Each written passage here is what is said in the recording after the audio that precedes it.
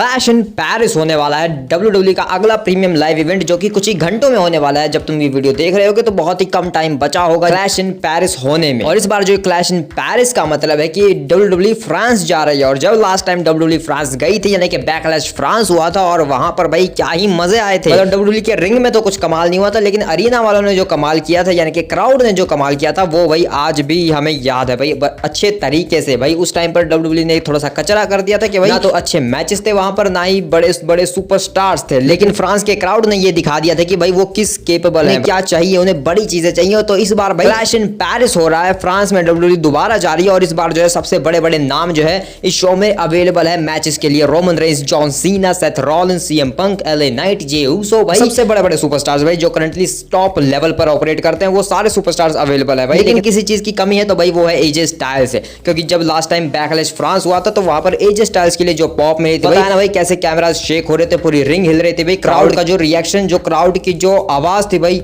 इतना loud pop कर रहे थे भाई वो एजे स्टाइल्स के लिए, वहां पर पूरी रिंग और जो कैमरास है वो शेक कर रहे थे भाई। मतलब वैसा सीन भाई तुमने कब WWE में देखा होगा कि भाई क्राउड की वजह से जो है हर एक जो पूरी रिंग है वो हिल रही है भाई, पूरी रिंग हिल रही है और कैमरास भी हिल रहे हैं भाई। ऐसा मूवमेंट तुमने कब देखा होगा भाई WWE में? तो वो बैकलैश फ्रांस में ही हमें देखने को मिला था। और अब जो है क्लैश इन पेरिस में अगेन वो चीजें होने वाली है। और इस बार तो लगता है भाई जैसे सब कुछ टूट ही जाएगा, क्योंकि भाई रोमन रेंस के लिए जो पॉप निकल कर आएगी, सेथ रॉलिंस के गाने के लिए जो पॉप निकल कर आएगी, क्योंकि भाई बैकलैश फ्रांस में मैंने सेथ रॉलिंस के गाने को मिस किया था कि भाई अगर ये क्राउड सेथ का गाना गाता तो भाई क्या ही मजे आते। हीट तो हमने सब देख ही लिया था कि हीट किस तरीके से उन्होंने किया था भाई, उसी की वजह से भाई जे उसो आज इतना बड़ा सुपरस्टार बन गया, उसे वर्ल्ड हेवीवेट चैंपियनशिप मौका तक मिल रहा है यहाँ पर। तो भाई अगर वो हीट नहीं हुआ होता भाई वहां पर, तो शायद यहाँ पर ये सब ना होता। मतलब भाई बैकलैश फ्रांस ही तो वो जगह थी जहां पर जो की भाई एंट्रेंस में चांद लग गए थे भाई, यानी कि भाई वो सारी लाइट्स ऑफ कर दी थी भाई, और जरा सब फायरफ्लाइज भाई चमकने लगी थी, यानी कि लोग जो है अपने मोबाइल की लाइट्स को ऑन किए हुए थे। तो भाई उस वजह से जो वो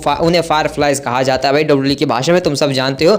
और वो ब्रे वाइट के लिए था, लेकिन भाई जे ऊसो की एंट्रेंस में वो ऐड हो गई, और भाई वो क्या कूल मूवमेंट था भाई। वो चीजें रिपीट होने वाली है। Seth Rollins, CM Punk, LA night के लिए जो पॉप्स निकल कर आएंगी भाई, रोमन रेंस के लिए जो निकल के आएंगी, वो भाई सच में रिंग फाड़ देंगे भाई। लगता है रिंग टूट जाएगी इस बार सिर्फ क्राउड की वजह से। लेकिन यहाँ पर एजे स्टाइल्स मिसिंग है, हो सकता है उन्हें कोई सेगमेंट दे दिया जाए। लेकिन भाई एजे स्टाइल्स वर्सेस डोमिनिक का मैच करवाया जा सकता था अगर WWE चाहती, लेकिन नहीं भाई, इन्हें तो भाई निकी बेला, बेकी लिंच और शेमस और रुसेव का मैच करवाना था, जिसका भाई कोई सेंस भी नहीं। मतलब भाई मुझे कुछ खास पसंद नहीं आ रही वो स्टोरी, उसके बारे में बात करते हैं। क्लैश इन पेरिस में बहुत कुछ होने वाला है, तो उन सब चीजों के ऊपर बात कर लेते हैं। सिर्फ 5 ही मैचेस हैं, ज्यादा नहीं है, लेकिन वो 5 मैचेस भी भाई बहुत बड़े हैं देखा जाए तो एक एक करके जो है उनकी प्रेडिक्शंस कर लेते हैं कि कौन कौन जीतने वाला है, और ऑड्स विनर है वो भी मैं तुम्हें बताने वाला हूँ। ये जो क्लैश इन पेरिस है वो कब, कहां पर और किस टाइम हमें इंडिया में देखने को मिलेगा, वो सब डेट एंड टाइम भी तुम्हें बताने वाला हूँ, और कैसे तुम देख सकते हो वो वीडियो के साथ बने रहो, क्योंकि ये है प्रेडिक्शन टाइम। तो सबसे पहले बात करते हैं उस मैच के बारे में जो कि लास्ट टाइम होने वाला है, क्योंकि भाई जॉन सीना का फेयरवेल टूर जो चल रहा है, यानी कि John Cena versus Logan Paul का मैच होने वाला है क्लैश इन पेरिस में, जो कि भाई ओपनिंग भी ले सकता है और मेन इवेंट भी कर सकता है। तो मैंने इसको ओपनिंग में रख दिया, क्योंकि मैं ज्यादा होप्स नहीं रखता भाई, क्योंकि जो न्यूज मुझे पता चली है उसके अकॉर्डिंग तो भाई इस मैच में कुछ शॉकिंग हमें देखने को मिलेगा नहीं। यानी कि भाई जो ब्रॉक लेसनर है भाई, यही इसकी सबसे बड़ी शॉकिंग एंडिंग है कि भाई अगर यहाँ पर ब्रॉक लेसनर को दिखा रही है WWE, अगर ये मैच मेन इवेंट करता है तो भाई फिर मान लेना कि ब्रॉक लेसनर आने वाले हैं, या फिर कोई ऐसा इंसान आने वाला है जिसके साथ जॉन सीना का मैच होने वाला है इन फ्यूचर में, कोई इंटरप्ट करने वाला है इस मैच में। अगर ये मैच लास्ट में होता है, अगर मेन इवेंट करता है ये मैच, लेकिन अगर ये मैच जो है तुम्हें यहाँ वहां कहीं ऊपर देखने को मिल जाता है तो इसमें कुछ नहीं होने वाला, सिर्फ ये दोनों आपस में लड़ेंगे और मैच खत्म हो जाएगा। लेकिन कूल मूवमेंट्स हमें जरूर देखने को मिल जाएंगे, वायरल मूवमेंट्स भाई। मैं इस मैच को भाई उसी तरीके से ले रहा हूँ कि इस मैच में कुछ शॉकिंग पुल नहीं होने वाला, एक नॉर्मल मैच हमें देखने को मिलेगा जिसमें हमें वायरल मूवमेंट्स देखने को मिल जाएंगे। तो इसीलिए भाई इस मैच को ओपनिंग में रखना सबसे बेटर रहेगा। वैसे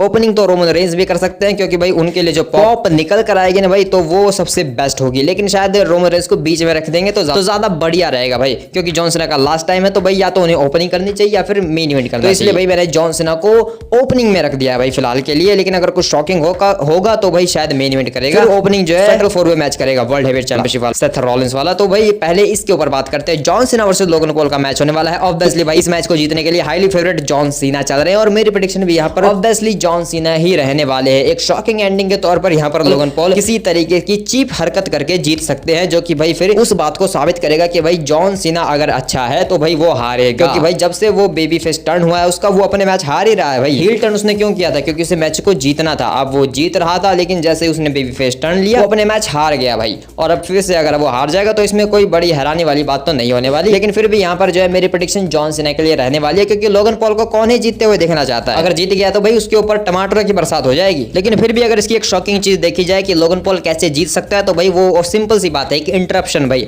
या तो कोई ऐसा इंसान आकर इस मैच में इंटरफेयर करेगा जिसका मैच होने वाला है जॉन सीना से नेक्स्ट इवेंट में, या फिर आगे कभी मैच होने वाला है, यानी कि ब्रॉक लेसनर का ऑटोमेटिकली यहाँ पर थीम सॉन्ग प्ले हो जाए। खुद नहीं आएंगे भाई वो, क्योंकि भाई ब्रॉक लेसनर का जो सीन है यहाँ पर उसके ऊपर बात करते हैं। ब्रॉक लेसनर के बारे में भाई ये अपडेट मिल रही है कि भाई ब्रॉक लेसनर जो है इंटरनेशनल ट्रैवल नहीं करना चाहते भाई। मतलब भाई ये सच में बहुत बेकार बात है। अगर ब्रॉक लेसनर भाई ऐसा सोचते हैं कि वो इंटरनेशनल ट्रैवल नहीं करेंगे, वो कहीं दूसरे देश में जाके फाइट नहीं करने वाले, क्योंकि उन्हें ट्रैवलिंग से दिक्कत है भाई। उसके पास खुद का प्राइवेट जेट है, तो अगर उसे आना हो तो भाई वो खुद के प्राइवेट जेट में बैठकर आ सकता है मतलब यार कोई बात नहीं भाई। लेकिन बात जहां तक निकल के आ रही तो यही है कि भाई ब्रॉक लेसनर जो है इंटरनेशनल ट्रैवलिंग करने में इंटरेस्टेड नहीं है, वो नहीं जाना चाहते भाई, देश विदेश की सैर पर नहीं जाना चाहते, इसलिए वो जो है क्लैश इन पेरिस का हिस्सा नहीं बनने वाले, और ना ही फ्यूचर में किसी भी इंटरनेशनल इवेंट का जो भाई यूरोप में होंगे, दुबई वगैरह में होंगे, तो वहां पर भी वो नहीं आने वाले, ऐसा कहा जाता है, ऐसा कहा जा रहा है। लेकिन भाई देखते हैं फ्यूचर में शायद WWE जो है ज्यादा पैसे दे दे ब्रॉक लेसनर को आने के लिए,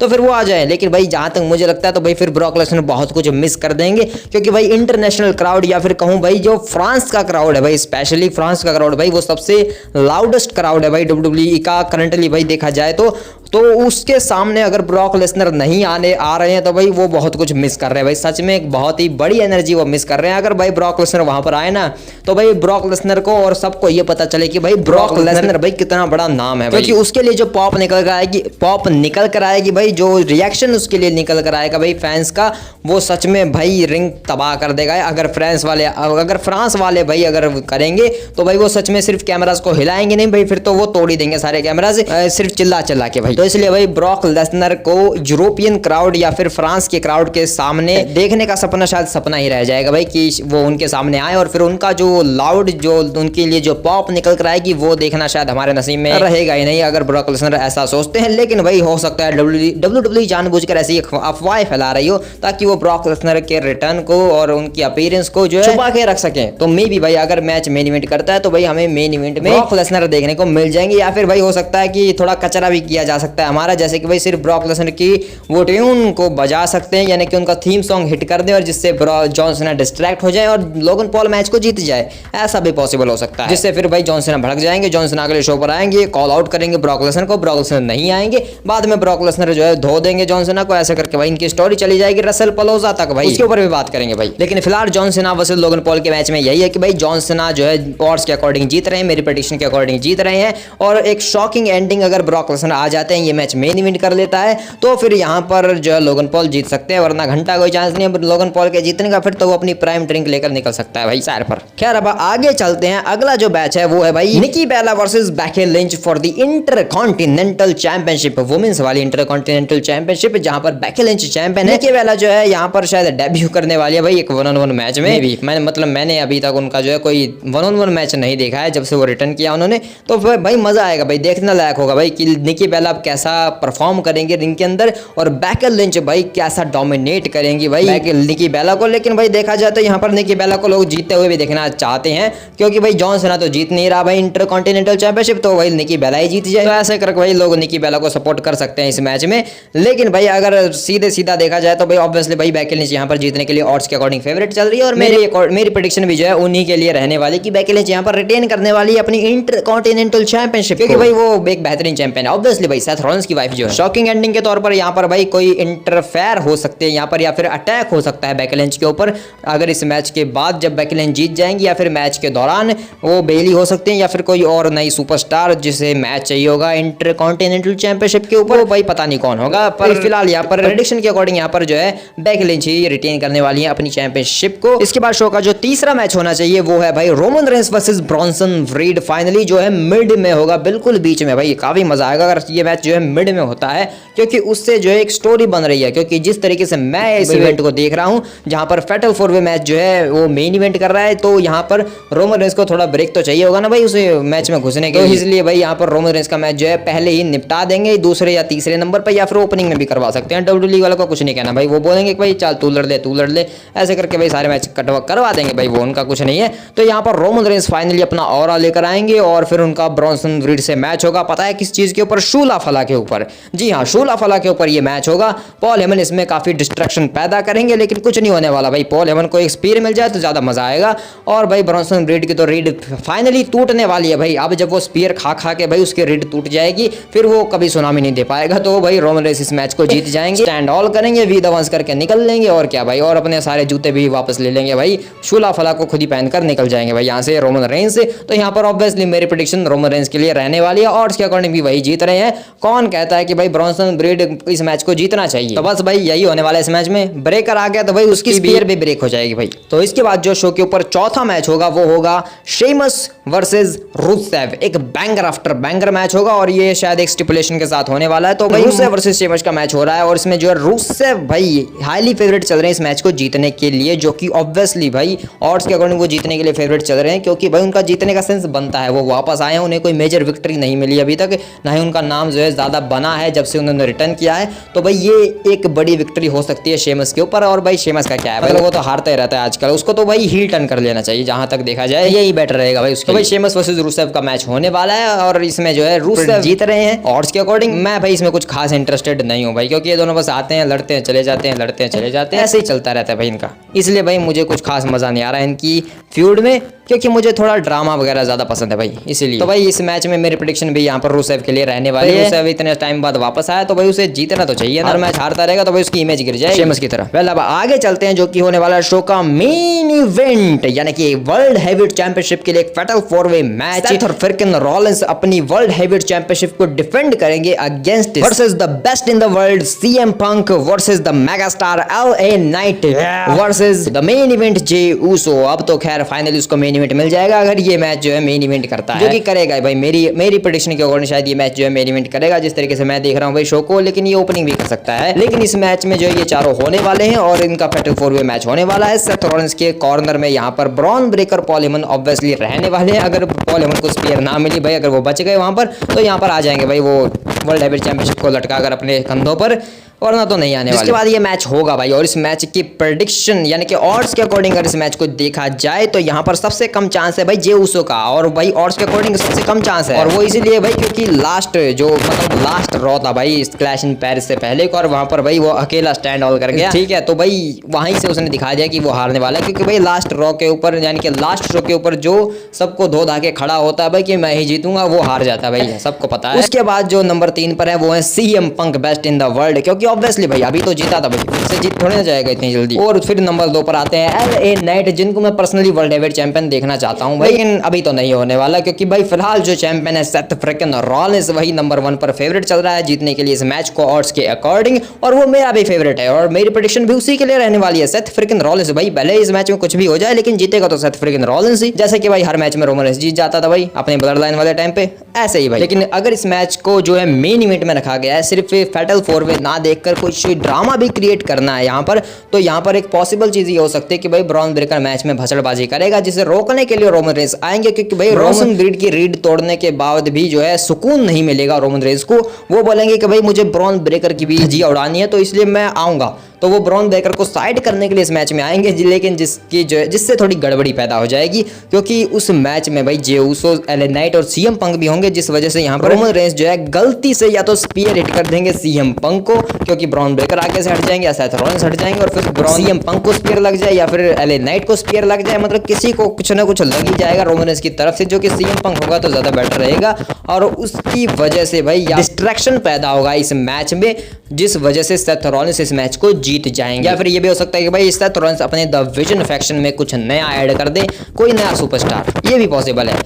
लेकिन यहाँ पर रोमन रेस वाला सेंस ज्यादा बनता है क्योंकि भाई रोमन वर्सेस सेथ भी तो करवाना है इन फ्यूचर में। और भाई रोमन रेस ऐसे ही थोड़े ना फिर रीड की ब्रॉन्सन ब्रीड की रीड तोड़कर चले जाएंगे, उन्हें सेथ रॉलिंस की भी रीड तोड़नी है। तो इसलिए भाई वो इस मैच में आ सकते हैं पॉसिबल, अगर एक शॉकिंग एंडिंग के तौर पर देखा जाए। जिस वजह से डिस्ट्रैक्शन पैदा होगा वो सेथ रॉलिंस के ऊपर नहीं होगा, वो उल्टा सीएम पंक और उनके ऊपर चला जाएगा, जिस वजह से सेथ रॉलिंस जीत जाएंगे। और फिर जो है सबके बीच में जो है काफी गर्मा गर्मी वाला माहौल हो जाएगा, कोई किसी का दोस्त नहीं रहेगा, फिर मजा आएगा। इसके अलावा एक चीज जो हो सकती है कि यहाँ पर कोई नया बंदा जो है द विजन को ज्वाइन कर ले, सेथ रॉलिंस के विजन को, क्योंकि उसे सेथ रॉलिंस का विजन पसंद आया होगा इसलिए मे बी। लेकिन भाई सोचो अगर इस मैच की एंडिंग ये हो कि भाई सेथ रॉलिंस जो है तीनों को भाई यानी कि नीचे जे सीएम पंक है, उसके ऊपर जे उसो है, उसके ऊपर एले नाइट है, और उन तीनों के ऊपर वो पिन कर रहा है भाई 1 2 3, यानी कि भाई broke him and smash him and pin him. याद है भाई रोमन रेंस ने ऐसा किया था रेसलमेनिया में एज और डेनियल ब्रायन के ऊपर, उन दोनों के ऊपर एक साथ पिन कर लिया था। तो भाई सेथ रॉलिंस भी ऐसा कर सकते हैं ब्राउन ब्रेकर की मदद की वजह से मे बी भाई, या फिर एक नए बंदे के एडिशन की वजह से ऐसा पॉसिबल हो सकता है। ये काफी सारी चीजें जो मैंने तुम्हें बता दी क्या क्या शॉकिंग एंडिंग्स हो सकती है, लेकिन एंड में भाई यही बात है कि भाई सेथ रॉलिंस किसी न किसी तरीके से जीत ही जाएगा, रिटेन कर लेगा अपनी चैंपियनशिप को,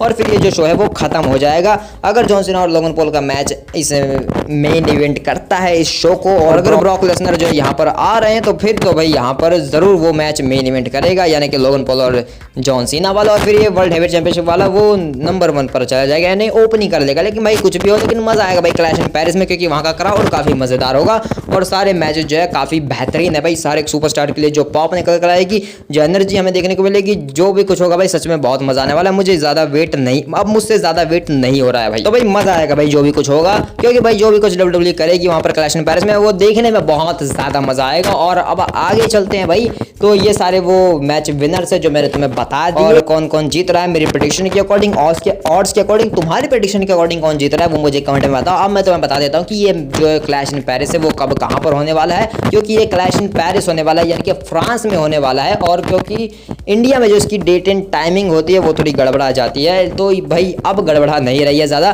क्योंकि ये हमें 31 अगस्त को ही देखने को मिलेगा। लेकिन हमें देखने को मिलेगा रात को भाई, यानी कि 31 अगस्त की रात को हमें ये 11 बजे देखने को मिलेगा। यानी कि भाई अब देखा जाए तो भाई सच में वो असली जो डब्ल्यूडब्ल्यूई होती है भाई वो रात में ही होती है, यानी कि अमेरिका में हमेशा रात में ही होती है भाई, 8-9 बजे शो स्टार्ट होते हैं। तो इसलिए भाई अब वो यहाँ पर चीज़ हो जाएगी, क्योंकि अब वो लोग यहाँ पर फ्रांस में आ चुके हैं, तो इस वजह से भाई कोई टाइमिंग में जो है कोई भी चेंज नहीं है, डेट वगैरह हमारे लिए चेंज नहीं होने वाली कि भाई आज मैच है कि भाई वहाँ पर 31 दिखा है और हमें 1 को दिखाई दे रहा है, तो ऐसा नहीं होगा।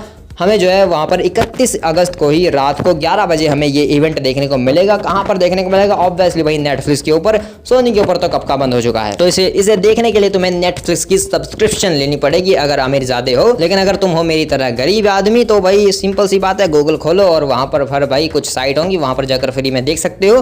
तुम्हें उन साइट्स के नाम नहीं पता तो मुझसे कमेंट में पूछ सकते हो, मैं तुम्हें बता दूंगा कि भाई वो साइट्स के नाम क्या है। तो भाई मिलते हैं, देखते हैं, साथ में एंजॉय करते हैं। और भाई इस चैनल के ऊपर ऐसे ही कुछ बकवास होती रहती है, मैं जानता हूँ किसी को पसंद तो आती नहीं, लेकिन भाई मेरा मन करता है बकवास करने का, इसलिए मैं बकवास करने आ जाता हूँ। तुम बताओ तुम्हें ये बकवास सुननी पसंद है? मिलते हैं किसी और वीडियो में, तब तक के लिए बाय बाय।